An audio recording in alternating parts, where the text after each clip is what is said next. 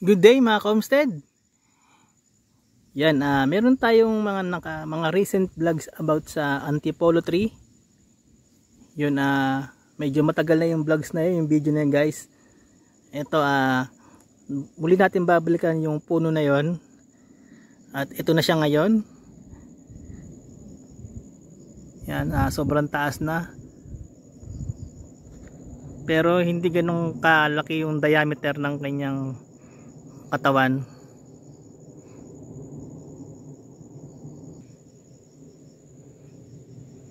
Yan.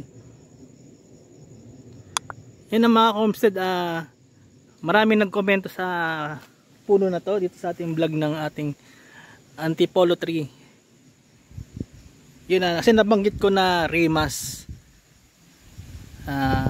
isang klase ng antipolo tree, pero ito mga homestead, hindi siya rimas.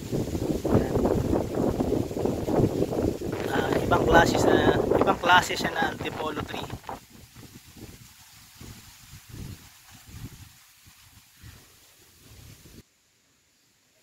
Yan.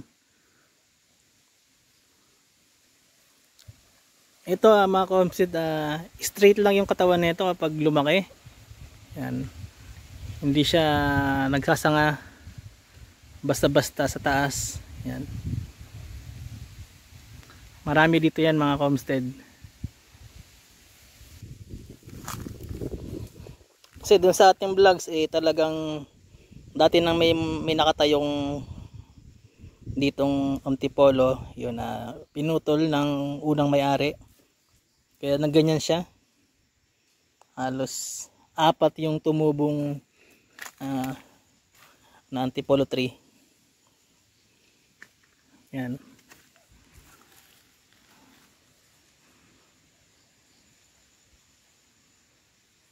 Yan, meron na itong 8 years itong puno na to.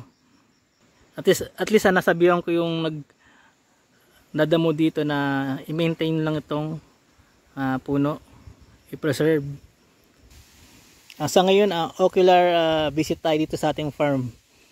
Yan, ba, yung nakaraang vlogs natin ay nagpalinis tayo. Hindi pa planting season sa ngayon. Meron tayong pinapalaking mabolo. Yan. Mabolo seedlings. Ngayon nasa 3 feet na siya or 4 feet na yung taas ng ating halamang tanim na mabolo. Yun guys, abangan nyo na lang yung ating vlogs na yun. After magtagulan, itatanim natin dito yan sa farm, yung ating mabolo.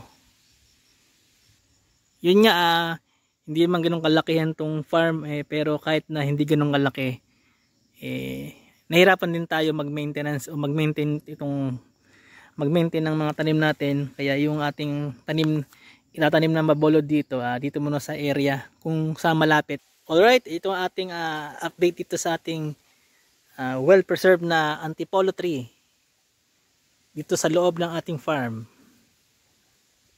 Kaya don't forget, like, share and subscribe dito sa ating channel, The Pinoy Homestead.